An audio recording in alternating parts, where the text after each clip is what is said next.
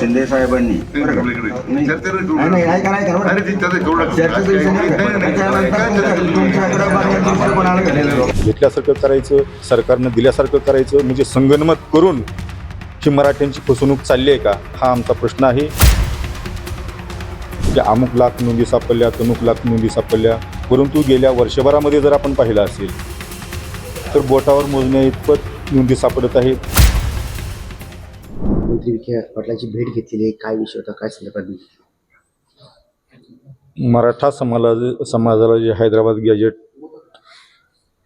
जे कुणबी प्रमाणपत्र मिळत नाही, त्यासाठी उपसमितीचे अध्यक्ष आहेत राधाकृष्ण विखे पाटील यांची आज भेट घेण्यासाठी आम्ही या ठिकाणी आलो होतो. कारण की जे मराठा समाजाला हैदराबाद गॅजेट प्रमाणपत्र दिले जातात का नाही, हा आमचा मुख्य प्रश्न आहे. की या मराठवाड्यामध्ये हैदराबाद गॅजेट सरकारने स्वीकारले का नाही, हा आमचा मुख्य प्रश्न आहे. कारण की या माध्यमातून जी सरकारकडून फसवणूक केली जाते की अमुक लाख नोंदी सापडल्या, तमुक लाख नोंदी सापडल्या, परंतु गेल्या वर्षभरामध्ये जर आपण पाहिलं असेल तर बोटावर मोजण्या इतपत नोंदी सापडत आहेत. कारण की जो संघर्ष हा मराठवाड्यामधून उभा राहिला, ज्या तरुणांसाठी मराठा समाजाला आरक्षण मिळालं पाहिजे, अनेक आत्महत्या झाल्या, अनेक केसेस झाल्या, परंतु खरा समाजाला आज न्याय मिळत नाही. म्हणून ज्या या मराठवाड्यामध्ये मराठ्यांची माती केली जाते, त्यासाठी आम्ही आज विखे पाटलांना जाब विचारण्यासाठी आलेलो होतो. कारण की विखे पाटील या समितीचे अध्यक्ष आहेत आणि त्यांनी तातडीने या संदर्भामध्ये बैठक लावली गेली पाहिजे आणि मराठा समाजाला न्याय दिला गेला पाहिजे. कारण की आज मराठा समाज इतक्या वर्षापासून आंदोलन करतोय आणि केवळ मराठा आरक्षणाच्या नावाखाली परत एकदा मराठ्यांनाच गाजर दाखवण्याचं काम या सरकारने केलंय काय असं प्रश्न मराठा समाजामध्ये पडलेला आहे. म्हणून काही लोकांनी घेतल्यासारखं करायचं, सरकारनं दिल्यासारखं करायचं, म्हणजे संगनमत करून ही मराठ्यांची फसवणूक चालली आहे का, हा आमचा प्रश्न आहे.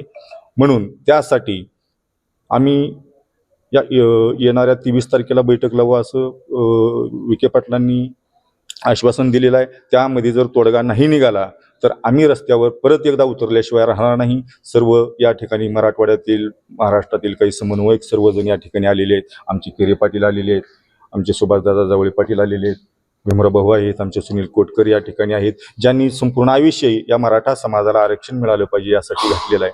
आणि जर परत जर मराठा समाजाची फसवणूक होत असतील तर आता आम्ही हे सहन करणार नाही. आणि मराठवाड्यातील मराठे जर हा प्रश्न सुटत नसतील तर एकाही राजकीय पुढाऱ्यांना यापुढं या मराठवाड्यामध्ये फिरू दिलं जाणार नाही, असं आव्हान मी समाजाला करतो.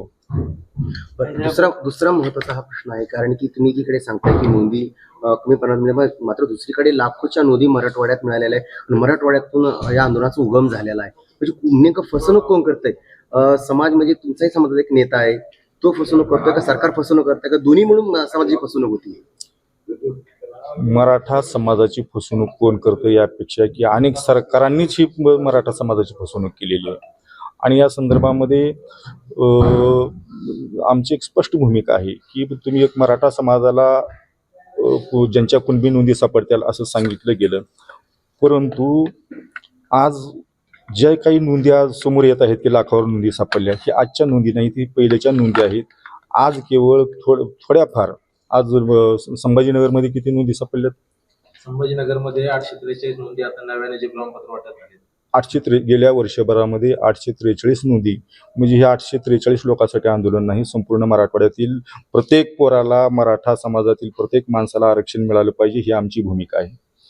म्हणून ह्याच्यावर कोणी राजकारण करू नये आणि सरकारनं सुद्धा राजकारण न करता, एक समाजामध्ये तेढ निर्माण न करता सरळ हैदराबाद गॅजेट स्वीकारावं. कारण की हैदराबाद गॅजेटच्या नावाखाली, या आंदोलनाच्या नावाखाली जे मराठा समाजाच्या हक्काचं EWS आरक्षण होतं ते सुद्धा सरकारनं काढून घेतलेलं आहे. म्हणून परत एकदा या मराठवाड्यातील मराठ्यांची माती करण्याचं काम काही लोकांनी केलेलं आहे, संगनमतानं केलेलं आहे. जरांगे पाटील मुंबईला गेले, 2 आंदोलन झालं मोठ्या प्रमाणात, म्हणजे पदरी काहीच पडलं नाही असं तुम्हाला थेट म्हणायचं आहे? नाही, ज्यांच्या नोंदी सापडत आहेत त्यांना ती प्रमाणपत्र मिळतील, परंतु ज्या मराठ्यांच्या नोंदी सापडत नाहीत, असे 70% मराठा समाज आहे, ज्यांच्या नोंदी सापडत नाहीत, त्या मराठ्यांचं काय, हा आमचा मुख्य प्रश्न आहे. समाजाची दिशाभूल करतंय कोण? समाजाची दिशाभूल कोण करतंय हे सरकारलाच आपण विचारलं पाहिजे. कारण सरकारच करतंय, ज्यांच्या हातामध्ये निर्णय घेण्याची क्षमता आहे ते सरकार गप्प काय? समाजाचा कागद घेऊन आला होता तिथून मुंबईतून.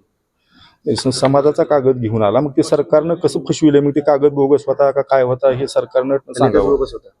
नाही, नेता बोगस असं म्हणता येणार नाही. त्यांनी सुद्धा समाजासाठी काम केलेलं आहे, आम्ही सुद्धा समाजासाठी काम करतो, परंतु ते देताना थोडासा सर्वांना विश्वासात घेऊन विचार करायला पाहिजे होता. कारण की आजचं आंदोलन नाही, ही 40 वर्षापासूनची लढाई आहे आणि 40 वर्षापासून मराठा समाजाची फसवणूक केली जाते. मग कोण करतंय हे विचारण्यासाठीच आम्ही या ठिकाणी आलेलो आहे. नाहीतर यापुढे आम्ही परत एकदा, जोपर्यंत मराठा समाजाला खरं आरक्षण, टिकाऊ आरक्षण मिळत नाही, तोपर्यंत आम्ही माघार घेणार नव्हतो. तुम्ही आता पुन्हा आंदोलनाचा हत्यार उपसणार? 100% उपसणार.